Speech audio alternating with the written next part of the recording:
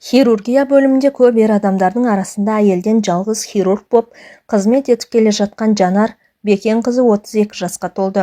Ұжымда қалыптасқан дәстүр бойынша туған күні болған адамды әріптестері жинап, ординатор бөлмесінде құттықтайды. Бүгін де солай болды. Жанарға бір шоқ алқызыл гүл ұсынып, ұжымдағылар қысқаша жүрек жар тілектерін айтты. Бұл жолы бәрі өзара келісіп алғандай, Жанар жалғыз болмайынды, қасына жұптап, басын екеу болсын дегеннен бастады. Әдетте сөзді бірінші сөйлейтін тәжірибелі бас хирург Әлжаппар Жағыпарович ең соңында сөйлеп сөзді өзі тұйықтады. Жанар Бекенова, менің алдымдағы тілектердің бәріне қосыламын. Әріптестерің өте дұрыс айтып отыр. Сенде бәрі жақсы, қызметің бар. Облыстық аурухананың білдір хирургсың. Қыз бала болсаң да ерлерден артық қызмет етіп келесің.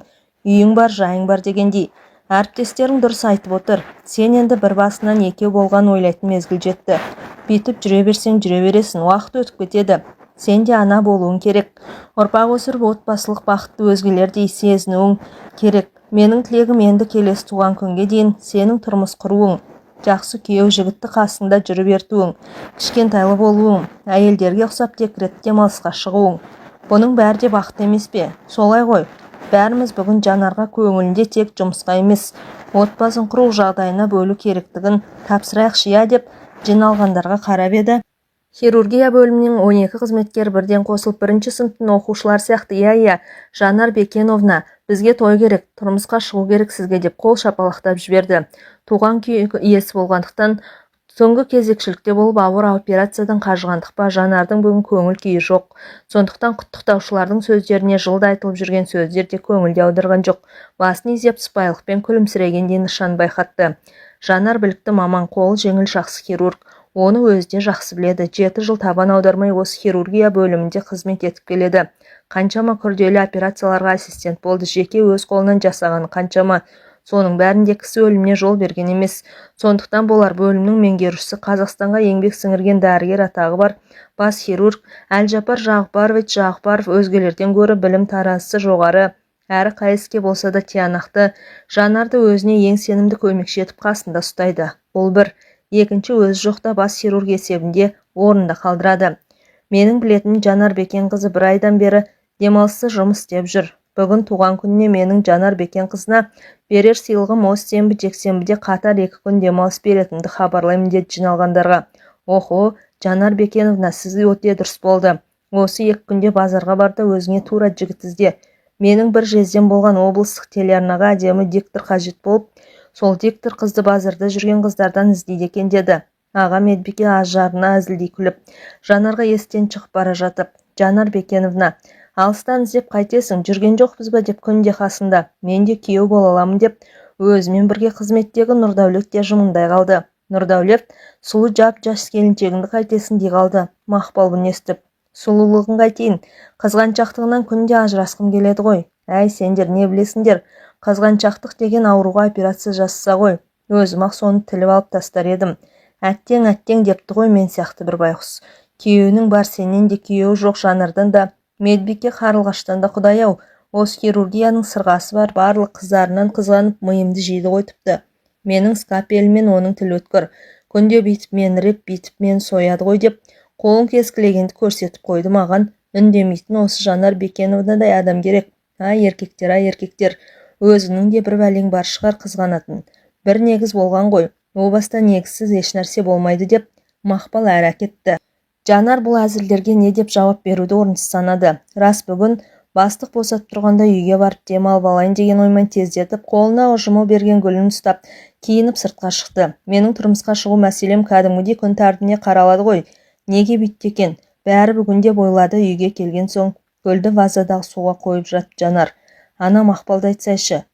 Бір негіз болған ғой о баста деді. Менің де тұрмысқа шықпауыма негіз барын, жанымның ешкім білмейтін құпиясын қайдан білсін бәрі.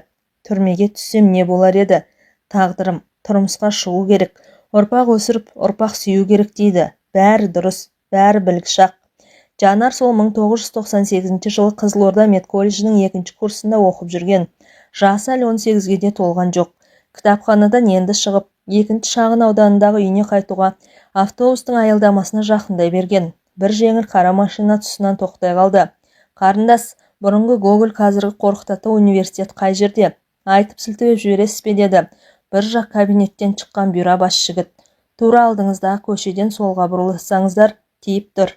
Қарындас, сізге қиын болмаса келіп машинаға отырып, сол жерге дейін бірге барып көрсетіңізші. Сырттан келіп едік. Айналып таба алмай жүрміз деді жаңағы жігіт. Ақ көңілділіктің, кісіге сенгіштіктің, адалдықтың, тазалықтың қаншалықты шектеулі екенін ешкім білмейді екен ғой. Жанар еш бөтен ойсыз машинаның артқы жақ салонының ашылған есігіне тақай бергенде ішкі жақтан бір әулетті қол өзіне Жанарды тартып алды. Есік сарт етіп қалай тез ашылды да, солай сарт етіп тез жабылды. Жуан жалпақ алақан Жанардың аузын басты. Басын бір нәрсемен жапты. Жапқан нәрсенің иісі қандай еді, жаман. Адам тұншықтырады. Мен қарақшылардың қолына түстім. Олар мені зорлайды, сосын өлтіреді. Болды, Жанардың да ойы осы кезде. Неге ғана отырдым екен? Еркектің қолы сыртынан қапсыра, қысқанымен қоймай өзінен басқа ешкімнің саусағы тимеген қос анарын езгілей бастады. Жанардың шығарда жаны қалмады. Ышқынып бұлқынды. Жіберіңдер деген сөзді айтып жатыр. Бірақ ол сөз аузынан шығып жатпаған секілді. Мүмкін бет аузын байлаған матада Жанар білмейтін дәрі бар ма? Жанар осыны ойлағаннан біледі. Басқасын білмеді. Жанар бір уақытта көзін ашты. Денесі зіл басқан ауыр. Қозғалтпайды. Киіз үйде. Жазылған диванның үстінде. Түңілік ашық, тірі. Қасында бір еркек қорылдап жатыр. Бүйтіп тірі қалғаным құрсын. Бұдан да мені өлтіргендер дұрыс еді. Бар қазынасынан, пәктігінен айырылғанын білді. Екі аяғын біріне бір қоса алмайды. Аяғы да екі қарыда қарысып қалған сынды. Үстінде ұлпа жоқ. Жалаңаш қалыпта. Бұл кейпі өзін мүлде шошытты. Жалмажан киімін іздегендей болып еді, құлағы шыңылдап басы айналып кетті. Менің тұруым керек, мезгіл қай мезгіл, қашуым керек. Әзірге аяқ қолым боста. Бұл жерден тезірек құтылуым керек болды. Жанардан бірден ойлағаны. Тұрғысы келді, тағы да басы айналды. Енді жатып жан-жағына көз жүгіртті. Киіз үйде жерде босаға жақта бір адамның қорылы естіледі. Көзі бұлдырап жетпеді. Сандық емес, мүмкін кебеже үстіме тізілген арақтар тұр. Еті бар табақ көрінгендей болды ма? Жанардың тағы көзі көрмей басы айналды. Ең болмаса бір жерге су табылса ғой. Түре келіп жаңағы арақ тұрған жерге жақындады. Тағы да басы айналды. Жерге құлап түсті. Құлағанда құлағы жерге тиді. Алыстан иттің шәуілдеген үні естілді. Орнынан екпектеп тағы жылжығанда тізесі бір пластикалық құтыға тиді. Ойпырмай, ішінде суы бар құты екен. Тығындаулы. Сол тығынды бұрап ашалса ішенді. Саусағында әл жоқ. Тіспен бұрады, ашылмады. Ындыны кеуіп мүлде әлсіреп барады. Бір кезде ашылды. Жанар қылқылдатып жұта бастады. Су ішкен сайын көз алдының кіркеулдегені кетіп, басының ауырғаны азая бастаған секілді болды. Құмары қанғанша ішті. Диванда өзімен қатар жатқан еркек мүлде ересек адамға ұқсайды. Екеуі де қорылға басқан. Жанар орнынан тұрып көрді. Санасы енден орнына келе бастағандай. Киімім қайда екен? Өз жатқан жерде әбден жыртылған. Үстіне қайыра киетін киім емес. Дивандағы еркектің бас жағында бір көйлек көрді. Ер адамның көйлегі. Жанар денесіне кигенде ол тізесіне дейін жетті. Таң енді қылаң атып келеді. Аяғына киетін еш нәрсе жоқ, жалаң аяқ. Киіз үй есігі қаусырылмаған, ашық. Жаймен сыртқа қарады. Бөтен біреу көріп қалса қайтадан орнына жата қалмақшы болды. Жаңағы су толы құтыны қолына алды. Жанар өз сөмкесін іздеді. Зачет кітапшасы бар, сөмке қайда? Киіз үйден сыртқа шыға бергенде бір ала мысық мияулап тура алдын кесті. Жанар тағы шегінді. Маңайдың бәрі жиде, қалың ағаш, екі жеңіл машина көрінді. Қайсысы кешегі өзін алып қашқан машина? Жанардың ала көлеңкеде көз жетпеді. Жанар енді байқады. Бұл жерден әрірек бірнеше киіз үйлердің төбесі көрінді. Аяғына шөңгелер кіріп жүргізбейді. Ешкім тұрмаса екен, ешкім оянбаса екен деп машинаның біріне жақындап қарады. Кешегі бұйра бас жігіт шалқайып машинада ұйқыны соғып жатыр. Жанар қайыра киіз үй жаққа адымдады. Қолына бір қару алмақшы. Табақтың қасында пышақ болу керек қой. Жоқ, табақтың қасында еш пышақ жоқ. Жанардың есіне енді түсті. Кеше оқытушылар лабораторияға апарып медициналық құрал жабдықтармен таныстырған. Жанар оқытушы көрсеткен жылтырақ іші жақ пышақтың жүзіндей өткір бір скальпельді ұстап көріп тұрып, сол күйінше орнына қоюды ұмытып кетіпті. Ертең апарып қоямын деп сөмкеге салған есіне түсті. Қайыра машинаға келді. Екі жақтағы есік айқара ашық. Жанардың аяқ киімі де төменде жатыр. Мені аяқ киімсіз анау үйге қалай өз аяғымен барғанмын. Ал сөмкесі алдыңғы орындықта. Шамасы есі шалапла Жанарды кім болса да көтеріп алып кеткені болды. Сөмкесін қолына алған Жанар тез ашып скапельді қолына ұстады. Енді ешкімді аяқысы жоқ. Таң болса анық жарықтана бастады. Киіз үйлердің бірінен иттер үрді, бірінен бұзау мөңіреді. Қазір малшылар тұрады. Қолындағы скапельді шалқасынан қаннен қаперіш жатқан жігіттің тамағына аямай сүңгітті. Шапшыған қан машинаның төбесіне атқылады. Кинода көргендері де бар еді, дәл сондай болды. Жанар өзін қорлаған еркектердің әр мүшесін кескілеп бөлуге бар. Киіз үйге кірді. Қорылға басқан дивандағы ересек еркек төменде босаға жақтағы екінші еркекті де дәл осылай скапельдің жүзімен тамақтан ұрды. Жүрегі мүлде жеңілдеп қалды. Дәл қазір мені ұстап алып түрмеге қамаса да еш өкінбеймін деді сосын ішінен. Киіз үйдің сыртына шықты. Әлгі тыпыреткен жан баласы жоқ. Жанар қалың жиденің арасына көпке дейін қалай қайда жүрерін білмей адасты. Дарияның жағасына да шықтау. Енді адаспаспын деп ойлады. Жүзуді жас кезінен білетін Жанар Дарияның арғы жақ ебін көзін шалды. Бұл жерден тек Дария ғана құтқарады. Қай жерде тұрғанын, қалай жолға шығудың ретін білмеді. Үсті болса жалаңаш, тор көйлектен басқа лыпа жоқ. Өлсем өлемін, өлмесем арғы бетте осы жерден шығамын деп Жанар мойнына сөмкесін іліп Дарияға жақа барды. Көп жүзме, аз жүзме, Жанар Дарияның тұңғынық ағысының өзінде әбден әлсіреп шаршады.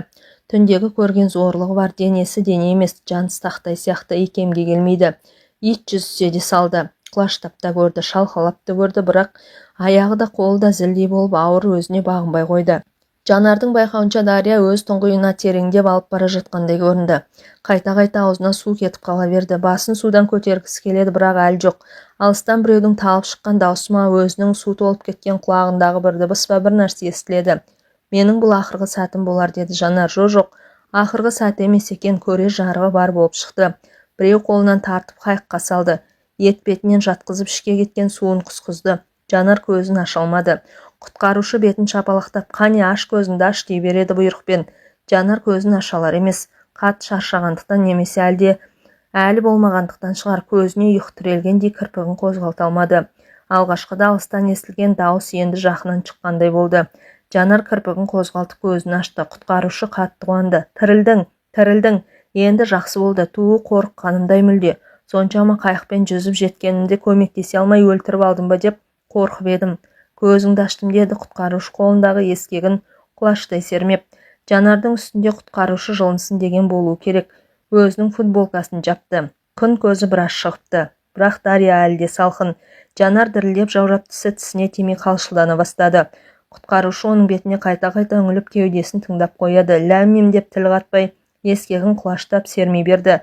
Апа деп дауыстады құтқарушы иығындағы қызды үйге көтеріп келе жатып. Тездетіп от жақшы, мына қыз әйтпесе өледі. Дариядан бір батып бір шығып қалқып жүргеннен тауып алдым. Дария құлаған ба, жоқ біреу құлатып тастаған ба білмеймін. Әйтеуір тірі. Ойбай құдай, не дейді құлыным-ау, қазір балам, қазір деп Шайкүл апа қалбалақтап қараша үйдің ішінде сексеуілді лапылдатып жағып, шетіне көрпеше төсеп оған Жанарда келді. Аяқ қолы көк көмбек. Сорлының жаны жоқ сияқты. Әй, Жомарт қайдасың? Кел бері, ысқыла. Мен ыстық шай әкелейін. Шала жансар ес білетін Жанар Жомарт дегенде естіп қалды. Бір жұмсақ алақан сірескен аяқ қолын сықылай берді. Қызым-ай, көзіңді аш жаным. Мына бір шайден бір ұрттас ішіңе жылу барсын деп әйел дауыс Жанардың иығын көтерді. Жанар ішті. Қане қызым, тағы ұртта, тәуір боласың. Жанар тағы ұрттағандай болды. Бір ұйқы басып тұр, көзін жұмып ұйықтағысы келеді. Қасындағылар оған мүмкіндік бермей жатыр. Апа, майда ысытшы, қойдың майын ше. Ысқылайық, кеудесін сен ысқыла, аяғын мен ысқылайын деді құтқарушы. Көп ұзамай екі жақтан жып-жылы маймен ысқыланғанын болу керек. Жанардың қалшылдаған денесі құрыс тырыстан жазылып балбырап сала берді. Маңдайы да жіпсігендей болды. Үстіне қалың көрпе жабылды. Сорлығы шамалы демін алсын. Біреуге суға тастап жіберген болу керек. Үстінде лыпа жоқ қой. Кигені еркек көйлек. Өз көйлек емес, меніңше бұл қыз бір жерден қашып шыққан. Мен дүрбімен қарасам, біреу суға батып шығып келе жатыр. Қайықты солай қарай бұрып, естім келіп жетіп болсамшы. Бір кезде суға батып кетеді, қайта шығады, жеттім-ау ақыры. Ішіне көп су кетіп қалыпты, құсқыздым. Бала шешесіне оқиғаны айтып отыр. Егерде Дарияның арғы жағынан құласа, онда қай ауылдан болады сонда? Ол жақта ауыл алыс қой, ана дачалар бар ғой апа. Бастықтардың дачасы ше. Ендеше солардың бір бәле басы бар. Құтырғандар кім біледі, бәлесінен Аллах. Мына қыз өзіне келсін. Ешкімге еш нәрсе демейік. Қалада ма басқа жақта тұра ма білейік. Жарықтығым-ай, сүйкімді қыз, әке-шешесі іздеп ішкендері ірің болды бұл күндері. Апарып жеткізіп сал, ешкім көрмесін, білмесін. Сол дұрыс балам, жан-жағымыз тыныш болсын. Жанар сол жатқаннан түстен кейін ғана тұрды. Көз алды ісіп кетіп, Жомарттың анасы Шайкүл апа ыстық нан жауып сорпа ішкізіп лапша істеп дайын отырған. Құдайың бар екен айналайын, аман қалдың, енді бар ғой. Мына ыстық шай іш, ішіңе тамақ болсын, лапша іш, әлденіп ал. Қаймақта бар, бәрі бар. Қалағаныңды іш өзің, деді елпілдей. Жанарға бұл апай қатты ұнады, басын тек изей берді. Ішемін ғой деген еді. Шайды да тамақты да ішті. Апа бұл қай жер еді, деді сосын. Мына жер ғой, қаладан қашық емес. Қалалықсың ба? Қала тиіп тұр. Бөгеттің бергі беті ғой. Жазда қоңыр күзге дейін азын-аулақ малымызды осы жерде ұстап, қыста қалада боламыз. Мені құтқарған сіздің балаңыз ба? Ол қайда қазір, апай, деді Жанар. Иә, менің балам Жомарт қой. Күнде ертең мен таңертең қайықпен балық аулайтын әдеті бар. Сенің өмірің ұзақ болады екен. Егер Жомарт балық аулауға шықпаса, дүрбісімен сені көрмесе қиын болады екен жағдайың, қызым. Бағана таңертең қатты қорықтым сені көргенде. Енді бәрі дұрыс болады, қызым. Қазір Жомартжан келеді, деді Шайкүл. Бұдан әр Жанардан ештеңе сұрамастан. Қалада немере қызым бар. Осында келіп тұрады демалыс күндері. Мына киім соныкі. Қазір қыздар шалбар киіп жүреді ғой. Шалбар мен кофта. Саған шақ болып қалар. Үстіңе соны киіп ал, ұялма. Қаладан шығарсың, иә? Жомартжан сені апарып тастайды. Иә, апа, мен қаладанмын. Апа, бұл жақсылықты ұмытпайын ешқашанда, деп жауап қатты Жанар. Көзіне бұршақтап жас төгілді. Оны көрсетпей теріс бұрылды. Байыған қазақтардың еріккен кезінде қыздар ұстап алып саяжайда жасайтын зорлықтарын сол маңайдағылардың көбісі сезеді екен. Сезсе тұрса да зиян тиіп кетіп жүрер ме деп үндемеген. Ал жалпы көпшілік байкештердің бұл сорақ қылықтарының хабарсыз болған. 3 адамның өлімі отбасыларына, туған туыстарына ғана белгілі болды. Қаланың қалың көпшілігіне жарияда етілмеді. Бұқаралық ақпарат құралдарының, телеарналардың журналистері бұған шу көтеріп қалам тартпады. Туған туыстарды қаншерді табамыз деп тергеуді кінәлады. Жанар бір күн бір түн үйде болған жайын совхозда бір қыздың туған күні болып, содан ол жақта ауырып жете алмайдың деп әке-шешесін сендірді. Әкесі бекен Жанарға алғашқыда ескертіп кетпегенін көрген сықылық деп балап қатты ұрысты. Содан кейін қызының түр әлпетін көріп, ауырып қалғанын көріп өбектей бастады. Сабаққа әзірге бармай тұруға кеңес берді. Жанардың зачет кітапшасы бар, скапель бар, сөмкесі дария ағысында бір батып бір шығып жүргенде мойнынан шығып кеткен. Зачет кітапшасын жоғалту да жақсы болмады. Оны қайыра алу оңайға соқпасы белгілі. Бір апта сабаққа қатыспаған күндерде Жанар өзіне жоспар құрды. Онысы осы қаланың білікті әйелдер дәрігеріне көрініп екіқабат болып қалу қаупінен сақтану. Бұның және шешесіне таныстарымен бірге оқитын қыздарға білдірмеу. Барынша құпия ұстау. 1,5 айдан кейін бұл мәселе ауыр шешілді. Дәрігер Жанарға дәл қазір емделмесе, болашақ ана болудың екіталы екеніне күмән келтірді. Жатыр мойны қатты жыртылып зақымға ұшыраған, инфекциялық қауіп төніп тұрғанын хабарлады. 18-де бір гүлі ашылмаған Жанар зорлықшылардың сол әрекеттерінен көп зардап шегіп ұзақ емделді. Алда көрер бақытын мүлде жоғалтып ала жаздады.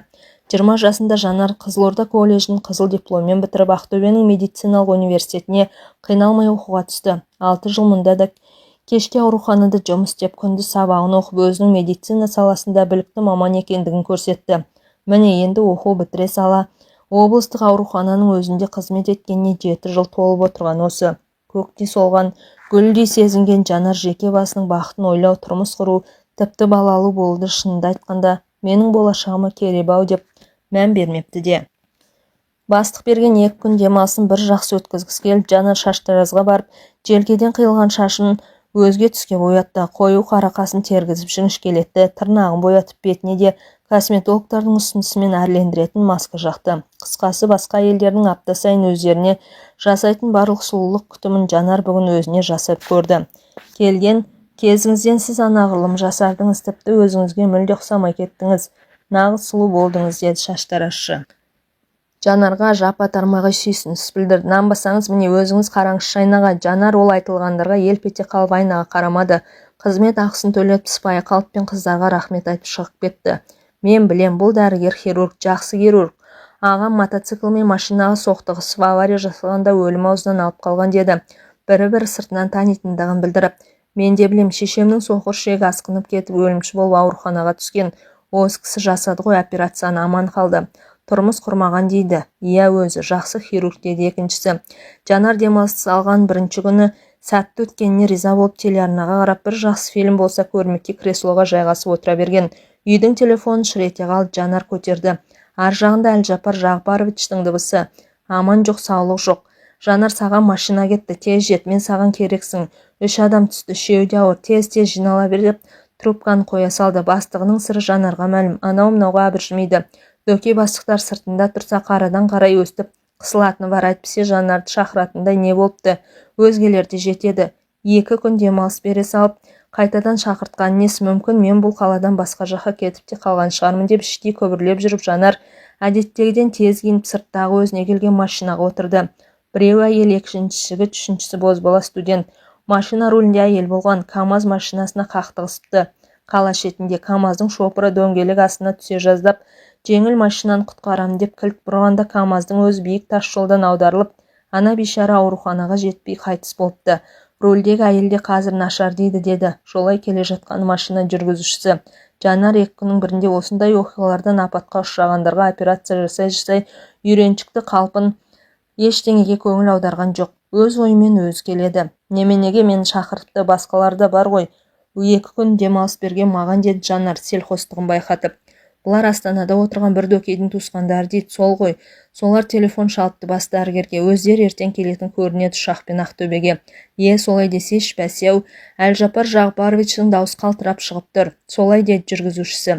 Жанарға операцияға ер адам тапсырылды. 4 қабырғасы, оған қоса жамбас сүйегі сынған.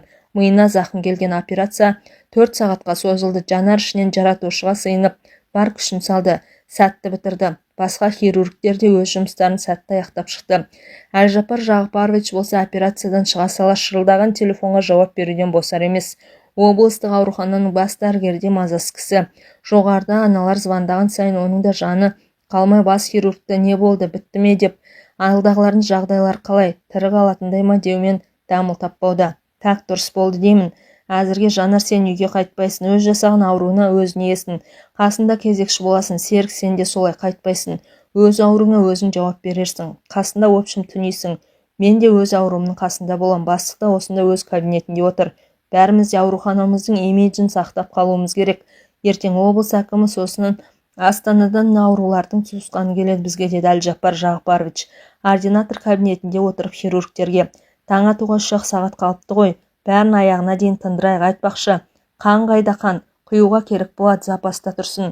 Күткен ертеңінде болды. Аурухананың барлық бөлім қызметкерлері 2 аяқтарынан тік тұрды. Облыстық аурухананың бас дәрігері Қанат Ыбыраев бастаған тобы облыс әкімі қасында бөтен тағы 2 кісі алдымен хирургия бөліміне келді. Хирургтармен амандасты. Жан сақтау бөлімінде кешегі операция жасалған адамдарға кірді. Енді қауіп жоқ, бәрі артта, 2 күннен кейін палатаға шығарамыз, деді. Әлжапар Жағыпарович келген кісілерге бәйік болуда. Біздің арамыздағы әйел хирург Жанар Бекенқызы Төлеген Әбілтайұлы. Содан соң өзіміз операциядан кейін түнмен күзетте болдық. Бәрі дұрыс енді дей бергенде сырттан келген қонақтардың ішінен көзіне көз ілдіріп киген бір жігіт Жанарға ерекше көңіл бөліп, мен сізді бір жерден көрген сияқтымын, бірақ есіме түсіре алмай тұрмын, деді. Жанар біртүрлі болды. Мені қайдан көруі мүмкін, бірақ үндемей қалуды жөн көрмей, жеріміз кең ғой дей салды. Жанар Бекенқызы біздің маңайда ұстар хирургымыз, қиын операциялар жасайды, қол жеңіл, менің бас көмекшім, деді Жағыпаров. Екінші үстелдегі Абзал Молдажаровқа түнде операция жасаған Жанар Бекеновна. Сол Молдажаров менің туған ағам. Мен Жомарт Молдажаров оның інісімін. Сәуле Молдажарова менің жеңгем. Айтбек Молдажаров ағамның баласыным. Осы қалада жеңгемнің сіңлісі тұрмысқа шығатын болып тойға келе жатқан ғой. Ұшақпен-ақ келетін кісілер. Жеңгем қазақ далада машина айдағанды жақсы көреді. Солай машинамен шыққан, көрдіңіздер ғой енді. Бір үй құрылып қала жаздады. Шүкір енді. Алдымен жаратушыға, содан соң сіздерге рахмет, деді жігіт. Жанар Жомарт Молдажаров дегенде келген қонаққа жалт қарады. Ох, баяғы Жомарт болса мені Дариядағы ағыстан құтқарған, бірақ олар Қызылордада еді ғой. Жанар жалт қарағанда сыртынан сүйсініп тұрған Жомарт да жалт қарады. 2 көздің қарашығы бір-бірімен бір сәтте түйісіп кетті. Жанар жүзін бұрып әкетті. Енді сіздер боссыздар, жұмыс орындарыңа бара беріңіздер, деді Жағыпаров. Хирургтер тұрған жерден босатты. Арада 1 апта өтті. Жол апатына ұшырағандар емді Астанадан жалғастыруға ұшақпен Астанаға шығарып салды. Жанар сол күні үйге келген соң баяғы бозбала Жомартты есіне алды. Шешесі де өзі де жақсы адамдар еді. Менен неғып Дария ағысында болдың? Бұл жағдайға не себеп деп бір сұрақ қоймай күтіп шығарып салды. Неткен керемет адамдар еді. Сол Жомарт Бекен жоқ, басқа аттас біреу ме? маған неғып күлімсіреп қарады. Ол жігіт қазір үйлі баранды шығар деген ойлармен көпке дейін ұйықтай алмады. Осы оқиғадан соң енді 3 күн өткенде Жанардың пәтеріне кешкі мезгілде есіктен қоңырау соғылды. Жанар көршілердің бірі болар деп ойланбастан есікті ашты. Қолында үлкен бір корзина гүлі бар. Жомарт дәл есік алдында тұр. Сұрамайсың ба, бұл кім деп? Қауіпсіздік сақтау қайда? Жалғыз басты қызға өстуге бола ма деп, сосын әрі өзімсіне әрі көптен сөйлеп жүргендей еркін тіл қатты. Ішке кіруге бола ма? Жанар қатты қуанып кетті және ойламаған жерден не айтарын білмей сасқалақтап қалды. Мен сені таптым ақыры, қанша жыл іздедім, қанша жыл Құдайдан сен кездестір деп сұрадым. Ағам мен жеңгемнің, інімнің апаты өкініш әрине, бірақ сол апат арқылы сені тапқаным қуаныш. Өмір деген міне осы Жанар, әрдайым алмасып тұрады, деді ол. Ішке кірген соң корзина гүлді еденге қойып, Жанарға құшағын жая. Жанар өзі де білмеді. Тартыныстан жайылған құшаққа бар денесімен көміле кетті. Жомарттың кеудесіне басын қойған сол еді. Көзінен жас тоқтамай төгіле берді. Жанар бұл көз жасымен өз тағдырының құпия сырын сен түсіндің бе деп шағынып тұрағандай болды Жомартқа. Екеуі жарты сағат, жоқ 1 сағат шығар босағада құшақтасқан күйі көп тұрды. Көзінің мөлтілдеген жасынан сүйіп тұрып Жомарт, ал айтшы, хабарласам деді, неге хабарласпадың? 14 жыл болыпты міне. Кінәлімін еді Жанар, кінәлімін. Сен білмейсің ғой, бұған себеп барын. Мен кінәлімін. Кінәсізсің сен, деді Жомарт, сөзін кілт бөліп. Кінәсізсің. Мен солай қабылдаймын. Сен мен үшін батырсың. Сен мен үшін ерсің. Сен мен үшін пәксің. Сен мен үшін тазасың. Сен мен үшін адалсың. Мен сенің жан құпияңның бәрін білем. Сен және мен екеуміз ғана білеміз. Сенесің бе Жанар жаным? Уақыт өтті ғой, бәрін енді ұмыт. Жаның жараланбасын. Мен енді сенің қасында боламын. Аман қалдың ғой дариядағы тұңғиықтан. Тағдыр мен саған құтқарсын деп жолықтырды. Өмірде ешқандай кездейсоқтық жоқ. Бұдан да былай мен сенің құтқарушың, қорғаның болам. Жанар қолына кісен салынардай дірілдеп кетті. Мен жаңағы сөздің бәрін тектен-текке айтқаным жоқ. Бәрін білген соң айттым. Сенің құпияң менде ғана. Сен қалай ішіңе сақтасаң, мен де сақтап келемін. Жомарт Жанарды бауырына тартып құшақтап бетінен маңдайынан сүйіп дірілін басты. Сөзін жалғастырды. Сені қалаға әкеп тастаған соң мен тыныш таппадым. Сенің зорлық көргенің белгіледі. Шынын айтқанда сол адамдарды тауып өз қолыммен өлтіргім келді. Сөйтіп қайықпен кешке арғы жағалауға шықтым. Арғы беттегі саяжайларға өттім. Сөйтсем ол жердегі адамдарда зәре жоқ. Түнде 3 адамды біреулер бауыздап кетіпті деп бір-бірімен сыбырласып жүр. Өлген адамдардың кімдер екенін анықтап сұрастырып білдім. Бірі ірі бизнесмен, қаладағы сауда базасының директоры болған, екіншісі базардың бастығы, үшіншісі милиция полковнигі. Арасында наркодиспансердің дәрігері бар. Олар жас қыздарды машинамен ұрлайды. Қыздарға есінен шатастыратын дәрігер екен. Олар талай қыздар түнде ұрлап зорлық жасайтын болды. Міне үшеуін бірдей кім өлтірді деген сұрақ туады. Зәбір көруші өлтіреді әрине. Не соның ең жақын адам өлтіреді. Сенің сол күні дарияға өлу үшін құлауың да мүмкін, немесе олардан қашып шығу үшін де құлауың мүмкін ғой. Менің логикам осыған жетті. Есінде ме, біз апам екеуміз сенен ештеңе сұрамадық. Сені қалаға кірер-бер аялдамаға шығарып салған соң мен кетіп қалғандай болдым да артыңнан жасырынып жүріп отырдым. Сен кірген қақпаны көрдім. Одан соң бірнеше күн сыртыңнан біреулер із кесіп жүрген жоқ па? Аулада отырған болып аңдыдым. Сенің зәбірлеп жүрегіңнің енді ешкімге ашылмайтынын білдім. Жан жарас жазылар уақытты күттім. Сөйтіп жүргенде мен Қарағандыға милиция мектебіне оқуға түстім. Оны бітірдім, әскерде болдым 2 жыл жай қызметте, содан кейін ішкі істер министрлігіне қызметке ауыстым. Қазір сондамын, үйім бар, анам қасында. Сенен көз жазып қалдым, фамилияны ауыстырыпсың. Ал өзің анама келемін деп уәде беріп бір ретте келмедің. Қызылордада мекен жайыңды айтып қолыңа жазып беріп едік қой, есінде ме? Бүтін бір тарихты өткергендейміз, деді Жанар күрсініп өзіне келген соң. Өткерген несі тағы? Біз енді жаңа тарихты бастаймыз. Апам сен қашан келеді деп күтіп отыр. Өткенде сені көрген соң апама дереу телефон соғып, сені көрдім деп сүйінші сұрадым. Ағама өз қолымен операция жасап аман алып қалғаныңды айттым. Сен жайлы толық ақпаратты Әлжапар Жағыпаровичтен сұрап алдым. Ал өзіңе келетінімді сенен құпия ұстадым. Мен саған арнайы келдім, және сені Астанаға бір жолата алып кетуге келдім. Үйленеміз. Ертең қызметіңе өтініш бересің, деді Жомарт кесімді шешіммен айтып. Ертеңіне Жомарт пен Жанар облыстық аурухананың хирургия бөліміне бірге келді. Жанардың бүгін ерекше киген киімін, шашын боятып, әсемденген келбетті тұрын қасына ертіп келген сымбатты астаналық дөкей жігіт көріп, ұжымдағылар аузын ашып қалды. Әлжапар Жағыпарович, деді Жанар күлімсіреп. Өткенде менің туған күнімде отбасын құруды, қасыма жақсы күйеу жігіт ертіп жүруді тапсырып едіңіз ғой. Әр кезде сіздің тапсырмаңызды бұлжытпай орындайтынымызды білесіз. Мен өтініш беруге келдім. Тұрмысқа шығамын. Не дейді мына қыз? То есть Жанар Бекеновна сразу решать етіп тастағансыз ба? Сіздер бұрыннан білетін бедіңіздер бір-біріңізді? Жомарт Молдажарович деді Берд сасқалақтап. Иә, Әлжапар Жағыпарович. Мен Жанарды 14 жыл іздеп әрең тауып алдым ғой. Көп жол үмітпен іздедім. Сіздердің орталарыңыздан тауып алдым. Енді хабар бізден болады. Астанаға тойға шақырам сіздерді, деді қуанышты жүзбен Жомарт.